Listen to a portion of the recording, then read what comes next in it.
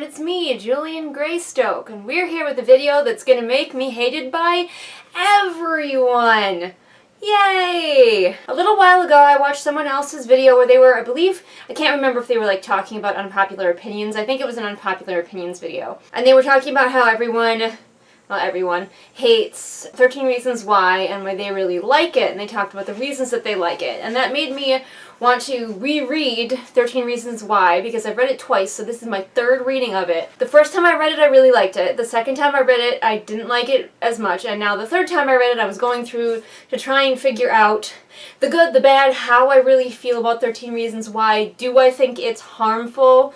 And we're just going to talk about it and dissect it here. Hey guys, this is the world's fastest reminder that you can support me on Patreon and see all kinds of exclusive videos like these ones. Now back to your regularly scheduled program. And I'm probably going to make everyone pissed off at me. Fans of the book, people who don't like the book, everyone's going to be mad, so it's going to be a great time. I'm glad you could join me. We are not going to be talking about the TV show at all. This is strictly talking about the book. And also very on brand for me, because it has been a hot minute since this book came out and everyone's like so over it and done with it, and all we care about is the TV show now. If you have not read 13 Reasons Why, like if you've only seen the TV show, you can probably follow this, but like if you have not consumed any 13 Reasons Why, not only will there be spoilers, but I'm also not going to explain the book for you. That's not what we're here to talk about. We're not here to talk about the plot, blah blah blah.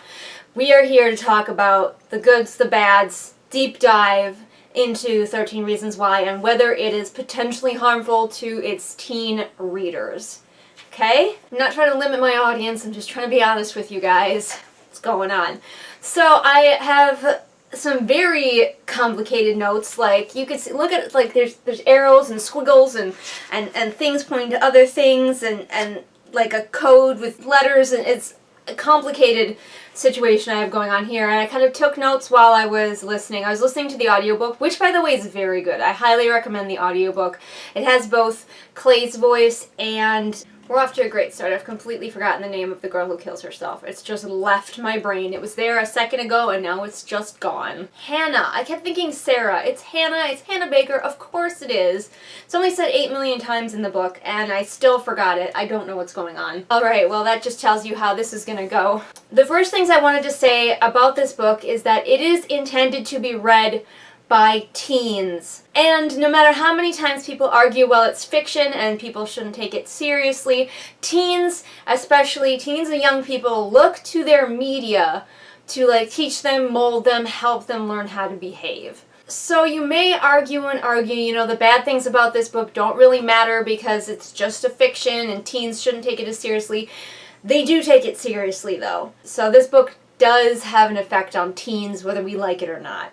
Not every single teen, obviously, and many of them are going to get very different things out of this book because that's how art works, but we're going to go in with the understanding that yes, this book could have an effect on the way a teen sees suicide, for better or worse. So I have good, bad, and indifferent thoughts about this book, and I might just go like good, bad, back and forth until I run out of one and do that.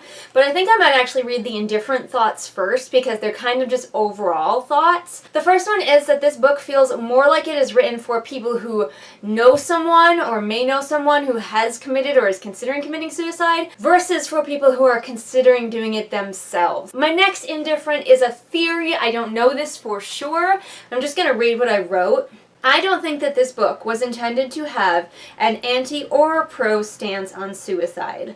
I theorize that the author just wanted to write a creative, intense, emotional story. So those are my indifferent things. Kind of don't think that the author necessarily thought some of the things in this story through terribly well, because I think she was just trying to create a very intense story versus one that necessarily had any kind of message. Now, let's just talk about our goods and bads and just go through it and see what we can find.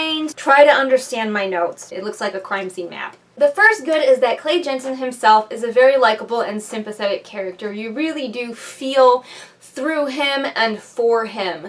He is well written and well described, like what he's feeling and like his panic as he's learning more and more from these tapes.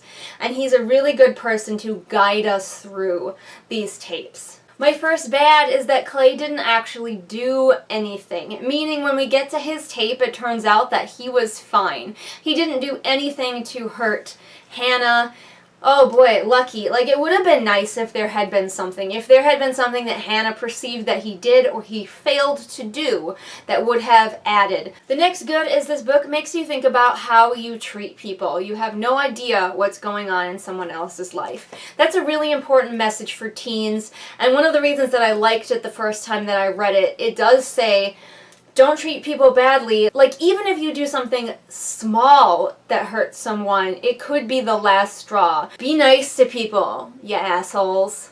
I think it's a really important message for teens because it is very tempting and easy to just be mean. The next thing that I have, again, these are no in particular order, the next bad is that suicide as revenge is a really big theme of this book. Again, I don't know that it was intended, but it is one. Hannah has a line, "Do not take me for granted again."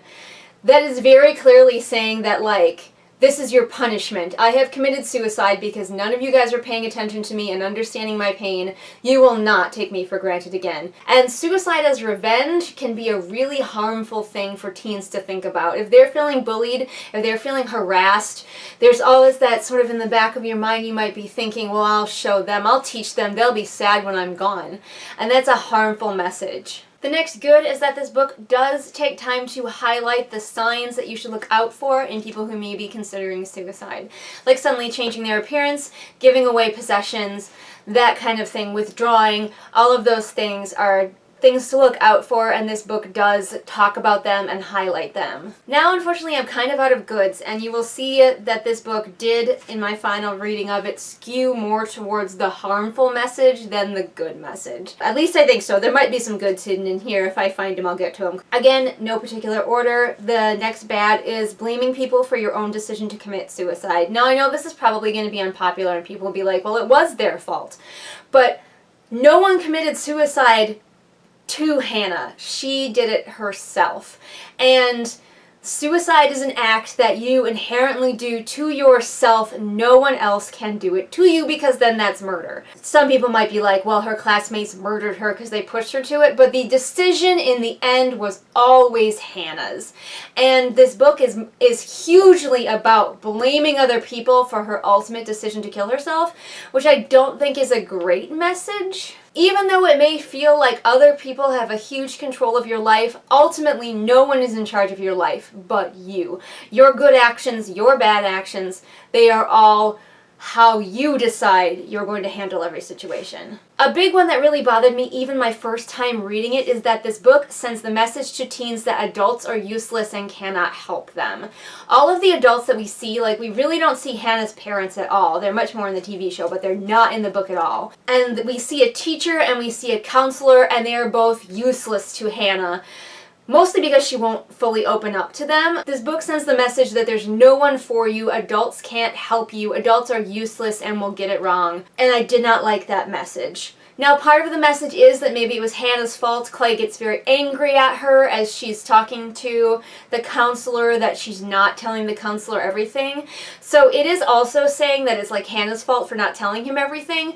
But Clay, who is again our viewpoint character, the one that we are, is supposed to kind of have the answers, he also gets very mad at the counselor for not calling Hannah back, for not demanding that she give him answers, for not fighting for her hard enough. And so, yeah, I think it's a very harmful message to teens and young adults that adults are not present and they cannot help you and they cannot understand what you're going through, because that is incredibly untrue. Another bad in this book is, while I feel like it does try a little bit to show Hannah suffering from mental health issues like depression, it doesn't go hard enough.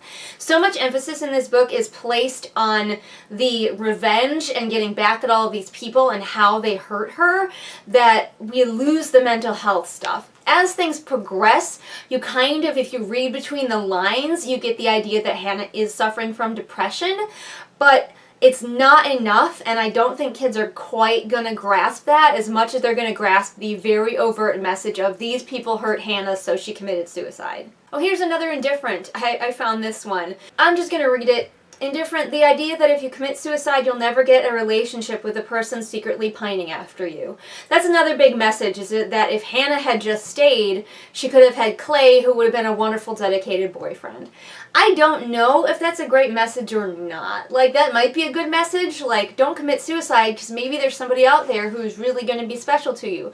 But at the same time, it's like, what if there isn't? Like, what if there isn't this perfect special boyfriend just waiting for you around the corner if you don't commit suicide? Life's still worth living if you don't have that perfect boyfriend waiting for you around the corner. So it's an indifferent. It's got goods and it's got bads. Another bad is the message that Clay especially thinks, and because he's our narrator and because he's like the one who we are filtering everything through, people will definitely take his word a lot more, is that Clay believes that if he loved Hannah better, she wouldn't have killed herself. And that's a really harmful message for people who know people who have committed suicide, because you loved them enough. It was other factors than your lack of love that caused them to commit suicide. So that could be harmful to people who are dealing with a friend or family member of somebody who did commit suicide. And finally, the last thing is that I wish we saw more than just Clay's devastation firsthand. The parents move away and that's like all we get from them. And everyone else is kind of an enemy.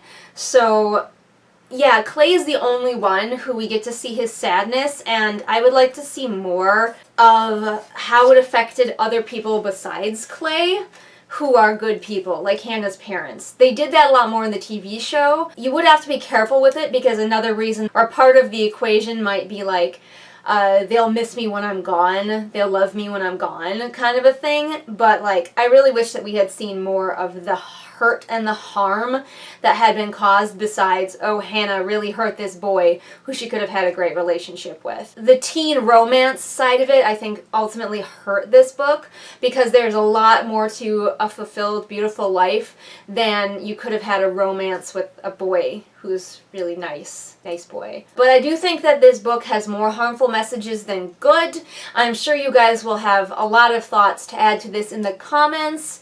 Please try to keep it civil and like don't call me too many names down there, and you probably noticed things that I didn't notice. Even though this is my third time listening through this book, there's probably details that I didn't notice. And if you like this book, that doesn't mean that you are a terrible person. Let's just make that clear. I just think that this book is more harmful than it is helpful in the grand scale. If you do like it as just like a revenge fantasy book though, I can totally see that, because this is such a revenge fantasy book. Like, I will make all of these people suffer and understand what they did to me. So those are my thoughts on 13 Reasons Why. I hope that you found it at least interesting and possibly infuriating. That's why I wore my Scar shirt today, because I was like, I'm gonna piss people off. I might as well just embrace it. I have a lot of other videos with less controversial ideas than this one, so go check those out, please. I post new videos Mondays and Fridays. If you liked what you saw here but you wish it was higher quality, you can support me on Patreon, where all of your donations go towards getting me better equipment, as well as getting you all kinds of exclusive videos not seen here on the regular channel. There's a lot of them over there. Go check them out. It's nonsense, but it's great. And I will see you again next time with whatever it is I happen to be doing next time. Bye! It's that time again. It's time to shout out this month's lovely patrons: Lennox, Amanda, Thelia, Jenny, Joseph, Kim, Lisa, Sabby Panda, Sam, Sarah, Savvy, and Scribbling Cat. I'm still so astounded and honored that I have so many awesome patrons helping me out. You guys rock.